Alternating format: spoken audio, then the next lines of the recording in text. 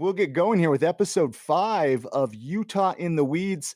The rest of the 4 episodes, if you haven't listened, if you're listening to this right now and you haven't listened to the other 4 episodes, you can go to utahintheweeds.com. But I think it is time, Tim, for us to introduce ourselves, especially for first-time listeners. I'll let you go first and give the website how people can get a hold of you and what you do. Oh, yeah. Well, I'm Tim Pickett. Man, it's been a few days. Has it been a couple of weeks since we've recorded? I run a clinic downtown. I own and operate utahmarijuana.org. That is really the best place to get a hold of me. Find me. You can definitely call the office, 801-851-5554. We do a lot of visits for medical marijuana cards and evaluations. We do a ton of educating patients on how to use medical marijuana safely. And that's kind of who I am. Right now, I am just inundated and buried in medical cannabis in Utah, trying to keep my social distance. How about you, Chris? I host another podcast, I Am Salt Lake, and this was just some crazy idea that I had to do a podcast talking about cannabis with Tim. And IamSaltLake.com is the best place where you can go to listen to that podcast. That is a good podcast. I want to put a plug in for that podcast. How's that been going, Chris? Oh my God. Well, it's been interesting with the coronavirus. I was telling Mario this. I'm so used to doing all my interviews in person, right? I've been doing that for 7, 8 years in person. And now with the social distancing, it's like I have to figure out how to do it this way. And so it's been a switch and a challenge, but I've actually enjoyed it because you don't know, I'm actually sitting here in my underwear. So Right. I've heard that a lot of shirts are being purchased, but nobody's buying any pants. Or underwear. Yeah, right. Right, Mario? Right. But so yeah, that's Mario. Mario, how do you pronounce it's Enriquez, right? Is that how you pronounce your last name? Yes, Mario Enriquez, yes. He's a medical cannabis patient as well as the president of Utah Patients for Cannabis and Natural Choices. What else do you do? Are you doing anything else with cannabis? Well, to start off, me and my group, we did help spearhead the Proposition 2 collecting signatures alongside with Utah Patients Coalition. We held on numerous rallies at the Utah State Capitol. We were the first and only group to have a medical cannabis related float in any 4th of July parade in the state of Utah, and that was in Magna City, 3 years running. Hopefully all this is over so we could get that going again for the 4th year. We've done a lot of first things in the state of Utah, man, and one first things I'm actually proud of.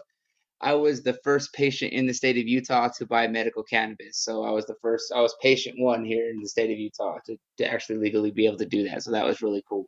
I remember hearing about that actually, and then I was going to ask you. I was like, "Well, what did you buy? What did you?" Well, well, the first day they didn't have no flower or anything available, so I just picked up a couple cartridges. I mean, I'm cool with tinctures and stuff like that, but I got my own little thing going for me, but I wanted to try the cartridges, so I picked up a sativa and an indica brand one, and they were actually very tasty. Mario Wanna approved. Nice. I want to back up, obviously, with finding out how you got introduced to cannabis and using it for started using it for medicine and stuff. But I'm curious. So that day, I want to talk a little bit more about this day since we're talking about, you're the first person to buy something at this cannabis pharmacy dispensary downtown Dragonfly. Yep. How did that make you feel? I'm curious, right? Somebody who, like you've been in this thing for a while, trying to get it legal here in Utah, trying to fight the fight. And I'm sure you've run into problems and I mean, you've been involved for quite a few years. So I'm curious now that you can actually walk in there and you're not a criminal, how do you feel? Well, to be honest with you, when I was up there at the counter, I was just like curious, looking at the product, and then they broke the news to me that I wasn't able to buy flour, just the cartridges. So I checked those out, and I've been to pharmacies, dispensaries, whatever you want to call them. I've been to them, so I just was another experience at the counter for me. As I was turning around and walking out the door, now that's when it hit me. I got that moment. Excuse my language, real quick, but I was like, "Holy shit!" I was the first patient in Utah of all places, to literally just buy some THC products. And I right when I walked out the door, I mean, I just got a huge reaction of tears and happiness and joy and just hugs. And and everything from everybody. And there was no foul. Well, why him? Why him? You know what I mean? It was like, yes, that was the perfect guy to be number one. It was the experience was, I still cannot find the right words of how happy and that feeling I had inside. I mean, I walked out there and had a moment to myself, and was just, I took a deep breath. I felt like I could breathe a little bit. Like there was even a cop car just parked right around the corner from right there. And I mean, I was standing right there having this, and I took a deep breath, holding in my package, and I felt relieved. I felt safe. You know what I mean? And my goal is to make sure I want patients to feel that same relief that I felt of, I am no longer a criminal. You will look at me as a patient. You know what I mean? You will look at me as such.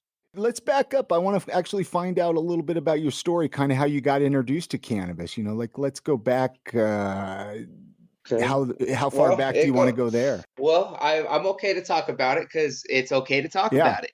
I did use it recreational as a youngster. You know what I mean? It was obviously illegal and stuff sure. like that. I did start off as a young age using it and stuff like that. But I did find out at a young age because I have what's called ocular albinism. I am an albino Mexican, so I have a rare. My condition is rare.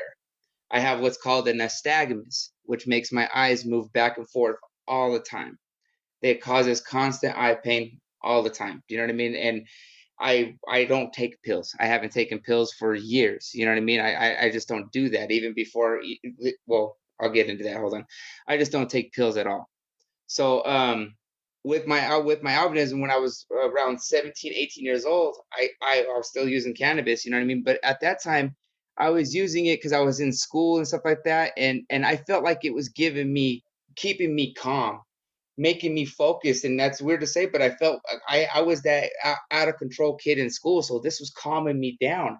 I was getting good grades, you know what I mean? I was on the wrestling team, all kinds of stuff. So I was doing good on this cannabis. But as the age of 18, I was 18 years old, is I stopped wearing my prescription glasses. My eyes were just bouncing in and out of the prescription all the time. So I stopped wearing prescription glasses. Well, my migraine stopped. So I was like, well, I'm still getting headaches. You know what I mean? I'm still feeling tension in my eyes. I'm still feeling this. And I'm smoking, but I felt like I wasn't doing it right. So I had stopped for a minute, started up again, and I learned to medicate myself at a younger age. When I was like 18, 19 years old, I started doing this. And I found something throughout the day that actually helps me out. And then come in when Charlotte's Web came around, rest in peace, Charlotte.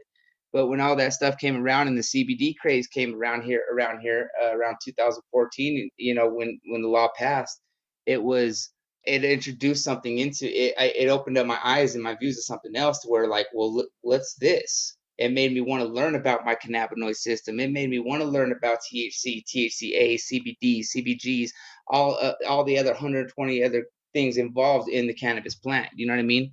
Up until that point, I was naive to stuff. So I just found I found relief. I found something that doesn't hurt my eyes, that made me want to go out and collect signatures, register voters, put on these events, go to these rallies, host these rallies, make my appearance known, go to these 4th of July parades and everything like that. I would not be able to do that if I was not medicated at all. There's no way.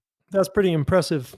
I mean, I think most people look at cannabis in Utah still, even, for people at a young age, and they're going to say, I don't, we don't condone, medical marijuana use unless you get a compassionate use board approval. What do you think about your use as a youngster? What do you suggest, or not that this is medical advice, but as somebody who grew up using it and somebody who was using it 18, 19 for medication, how do you view the Utah law now and how it's come about for youngsters? Well, honest, I think it's a step forward. I mean, for them, for it to be used in a right way. Like I said, I did good when I was in school, and I medicated before I was in school. I called it getting high back then, but now I know the difference. I know better now. As something that could have been introduced me. And I'm not saying give these kids some THC products, because a whole lot of them may not need something like that. We could start off with some CBD products with them or whatever. You know what I mean? It doesn't have to start off with like something like that. But there is something else that can be offered to these kids, a safer natural alternative choice. You know what I mean? Other than what's out there. I'm curious. I've always been curious, like what with your symptoms, like what is your favorite way to consume cannabis, right? Like what works better, edibles? Do you vape? I mean, or do you just kind of like it all, or what helps you? Well, dry herb vaporizers is where it's at with Utah state law. So Utah state law, I mean, I gotta, that's where it's at right now. The dry herb vaporizer actually seen is actually not that bad. The only thing I could say about it is from smoking it, like I'm okay about talking about that. But when I used to smoke it, you could get a little bit more taste of the flavor and the more from the terpenes and stuff like that when you're smoking it from a bowl or a joint or something like that.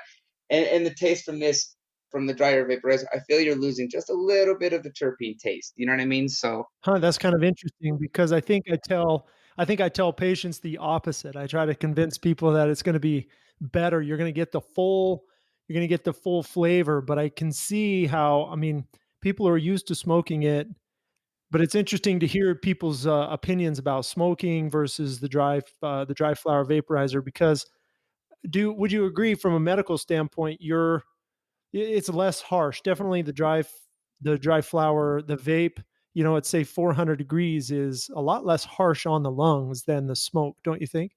oh, definitely, definitely, especially with some of the devices that are coming out with now. I mean, the cones are just amazing. You know what I mean? The stationary cones are just amazing. That then they got the handheld sutras. They have a lot of different kind of brands out there right now. So, I mean, they're just getting better and better. Hopefully, they could work something out with bringing in a little bit more of that taste with that we all know to Sure. come and love. You know what I mean? But it is what it is right now, and I think the medication part of what we're getting out of the plant and not putting into our lungs, because when you're smoking it, I mean, you're not supposed to be putting nothing like that in your lungs anyways, you know what I Sure. mean? And then even when I tell people like this, I mean, you are going to lose flavor from it, because when you're burning something, you know what I mean, in a fire or anything like that, and it starts to burn like a pine cone or something like that, that smells good. You smell it burning. That's burning off something. So you are not getting that complete burning sense of it. How has all this coronavirus changed like what you're doing day to day? From my perspective, I mean, I'm definitely trying to steer patients more towards the oral, like tinctures and edibles, the gummies, or we call them gelatinous cubes here in Utah, and they're not a lot of there's not a lot of pills yet. There will be this summer, but what do you think about the risk of the virus and that with inhalation? Have you cut down, Mario? No, no, not at all. I mean, even to be honest with you, with everything going on in not just my normal condition with something, my rare condition or anything that I've been medicating with, but this has brought on a little bit of stress. This has brought on a little, you know what I mean? This has kind of got a little bit of worries. I do have a family, I have a daughter and everything like that, my wife, and she works at a grocery store.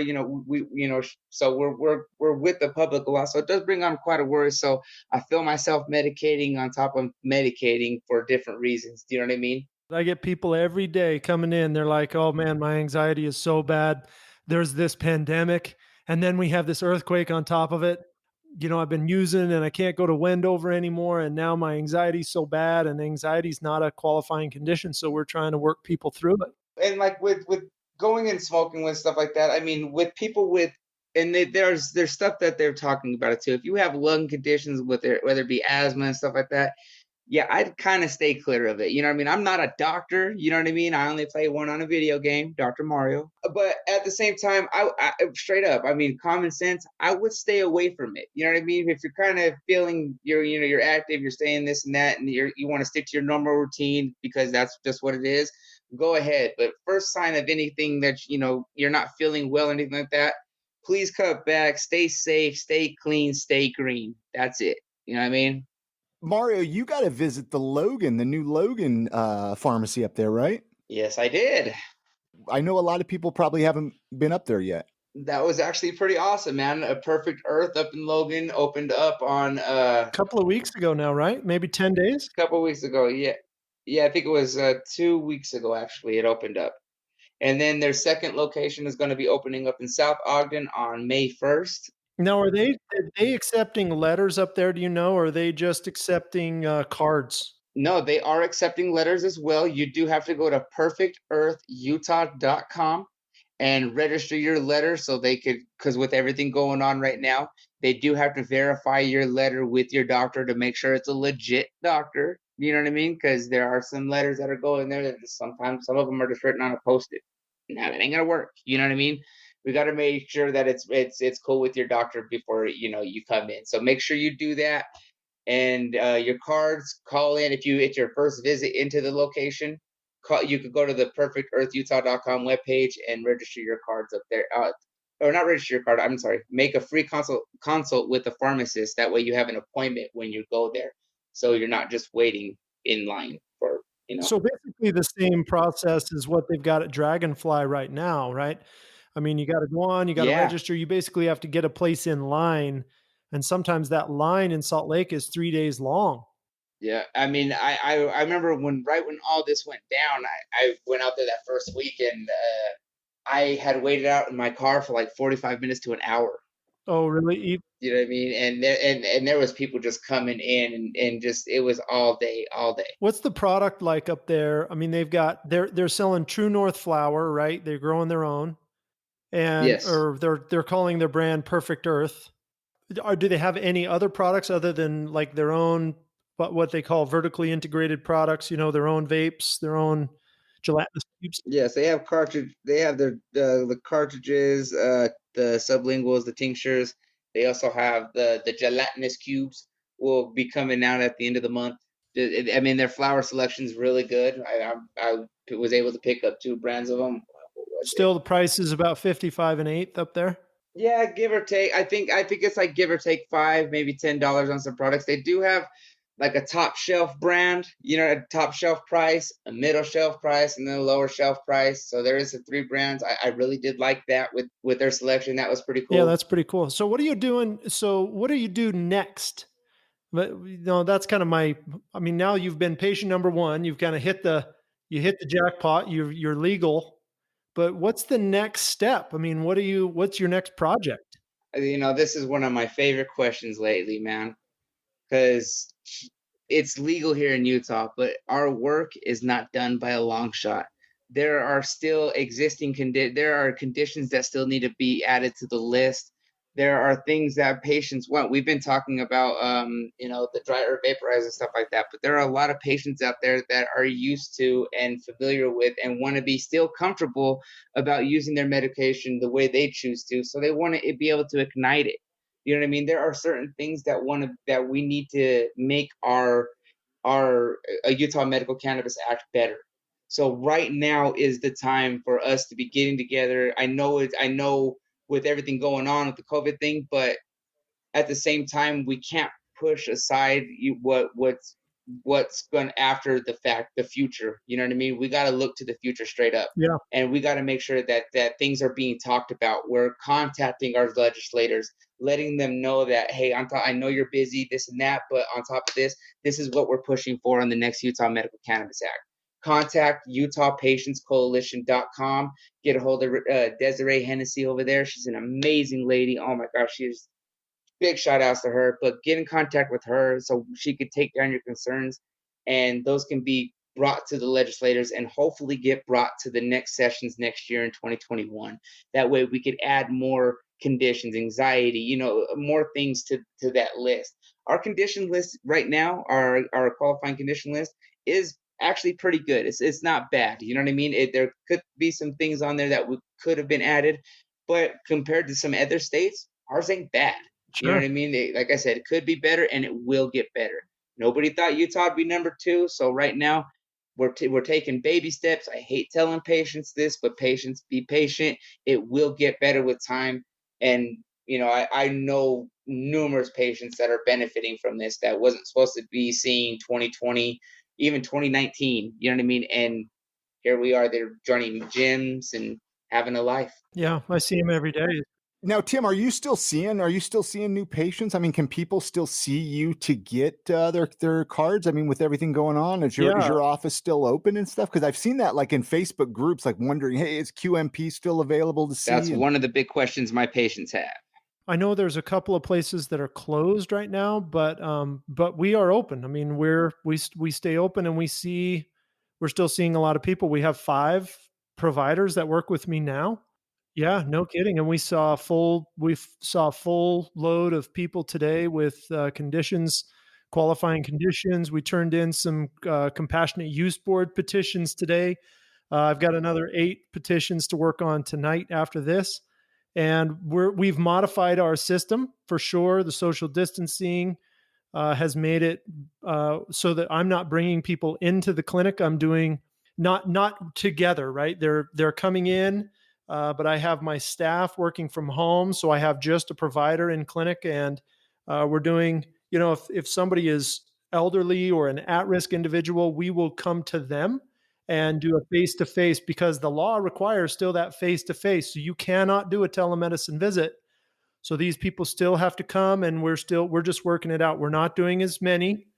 We're not able to see as many people, but we're able to see the people who need to be seen.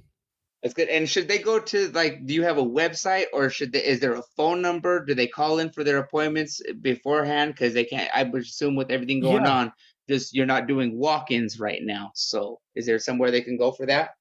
yeah. We don't do walk-ins, but utahmarijuana.org /clinic if you want to really get detailed. But you can go to utahmarijuana.org, or you can call my office 801-851-5554, and I have good staff. They will help you decide. I mean, they basically help people navigate through the whole EVS system. I have an EVS specialist, Mario. I mean, basically, I've hired somebody full time just to navigate the damn card system because it's so cumbersome. I mean, remember? Right? Yeah, I mean, to know, like, go to tracking inbox, click patient, then go to your thing. I mean, it says I put videos online about how to get your card at utahmarijuana.org because yeah, there's 42 clicks or something. I mean, it's insane. And you can't do it from a mobile device, right? Yeah. So yeah, we're still doing it. We're still in fact, I think since the dispensary in Wendover has closed, the people who've canceled because of the virus, because they don't want to come, we filled up some of those appointments because the dispensary's closed. And my understanding is the black market's tightened up. So it's hard to get product off the street. I wonder why is that? Because maybe all they're getting sick, right? The sellers are getting the Rona. I mean, they're getting the Rona, man. I mean, or it's just the Rona and not the chronic, you know. I mean, what's kind of I did get a update on something like this. I did hear about a lot of CBD hemp flower getting sold out there as and being represented as THC. So yeah, I've been hearing a lot about that, you know. So My understanding is the black market, because the borders are closed, it is so hard to get illegal product into the state. And really, there's a market for it wherever it lives, you know. So it's not coming here, and the prices have gone sky high. So it's easier to take your medical condition and go get a legitimate card and just go to the dispensary. well, as Mario Wana and Utah Patients for Cannabis and Natural Choices support the Utah Medical Cannabis Act and doesn't condone no black market buying at all. Yeah, I don't. I mean, I definitely don't condone it either. The problem with the black market is, like you said, you get hemp. You don't know what you're getting. You might get pesticides. You might get fungus. I mean, I am good friends with the Zion grower, and he'll tell you the same thing. He's like, I know what's in my product. I know what I grow. I know what it tests out at, and that's what you need. I see that people, it's expensive to come see a doctor. I understand that. I know it's out of pocket. I mean, I get it. And a lot of people are out of work. So I know it's hard, but I agree. I think that it's worth paying for testing. Utah does a good job with the testing and making sure the product's legit.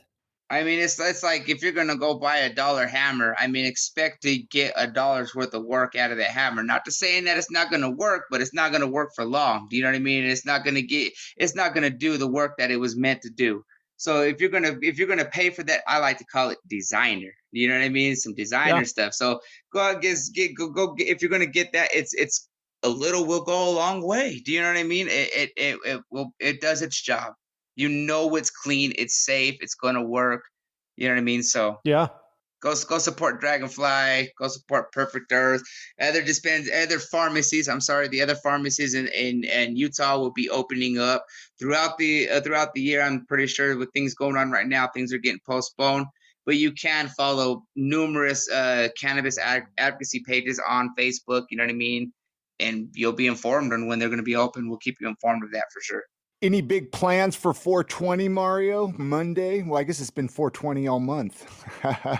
I know, right? I've got some good news to announce. I did with all this work and stuff like that. I was able to actually land me a job at the Perfect Earth Pharmacy. Are you going to go to South Ogden? Yeah, so I'll be working at the South Ogden location, but they're not going to be open on the May 1st. So I'm going to go help out in Logan on 420 over there. I'm going to go spend my 420, medicate myself before work, and then go out to work and go. Oh my gosh, man, go do what do best is help patients find relief, man. Because I miss these events. I can't believe we're gonna miss Utah Can. You know what I mean? That's sad, but it's not canceled. It's just postponed. So that you know what I mean. I miss the patients. I miss the people. I miss setting up my booth. I miss all that stuff. So I'm excited to get in there and see some familiar faces and help patients pick out that right product just for them. Yeah, 420 is going to be a big day for us. We're bringing in. We're going to try to see as many people as we can. We'll see. We'll see how that goes. Yeah, so just real quick, just know that if you're going to be using the letters, you have to stick with one pharmacy. You can't use them at multiple pharmacies, and it's better to get your card before the end of the year because your affirmative defense letter, is only good until the end of 2020. So come January 1st, you will have to get your medical cannabis card anyways. Yeah. So to be clear, to repeat what you just said, your letter is only good at the dispensary you first registered it at. If you have an actual card from the state of Utah, you can go to any dispensary. But if you registered your letter at Dragonfly, you cannot go to True North or the Perfect Earth dispensary and use that letter. You have to change it into an official card, which means if you didn't get an official card, if you still need a QMP, you need to go out and find one. Go to Tim, and if Tim is too far out of the way, go to Utah. Go to the Utah Department of Health.com webpage. You can follow Utah Patients for Cannabis and Natural Choices. We post it up there. We help patients all the time find the closest QMP to their location. We're not trying to help out just one in particular place. No disrespect, Tim, but we're just trying to make sure that we're finding the perfect location. Yep, there's plenty of patients that need help. I would say in Ogden, I'd go see Dr. Andon, Corey Andon. I mean, she's really involved, although I think she's got a lot of people up there. But Any other questions here from Mario, or should we let him get going? I mean, anything else you guys want to talk about? Any new things going on in the world of cannabis that needs to get brought to our attention? Or I do got one thing real quick. I'm gonna do a little shout out real fast. So it's for Salt Lake City. Yeah, it's Salt Lake City new cannabis magazine that's gonna be hitting the scenes. They're gonna do a little comic strip in the one of the pages inside the magazine about me, Mario Wana, patient one. So that's gonna be pretty cool. It's gonna start off by working with starting off at collecting signatures, all kinds of stuff, working into the backstory of me, and just every month, just a new four little thing of a comic strip of Mario Wana. So stay tuned for that in the Salt Lake City magazine.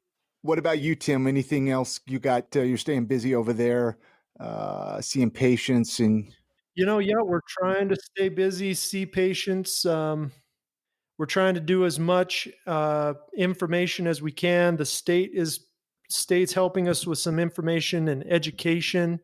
We're looking at trying to figure out what type of education materials the dispensaries can legally produce and what type of events they can put on. We're helping them develop that. And really, it's just a matter of trying to stay safe and stay busy, I think, for a lot of people, right, Chris?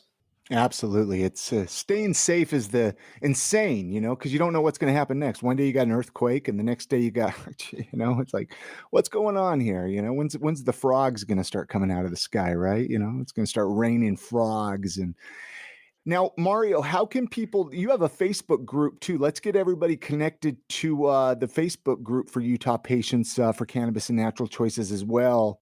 So I mean, I don't know how this does, but we could share a link or whatever like that. But Utah Patients for Cannabis and Natural Choices on Facebook, yes. But with the word cannabis in there, Facebook does kind of filter us that out, so it is kind of hard to follow it in there.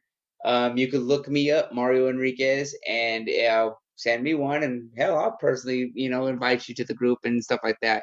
You can also follow me on Instagram at medicalmarijuana.com, medical_marijuana. We help you keep up to date on everything medical cannabis, and natural choices related, anything. You know what I mean? So anyway, I'll let you guys go and enjoy your evening. Make sure to subscribe to this podcast. And if you're interested to be a guest on it, reach out to Tim or myself and let us know why you feel you should come on the podcast and share your story, I guess. So anything else, you guys, before we end it? stay safe, stay clean, stay green.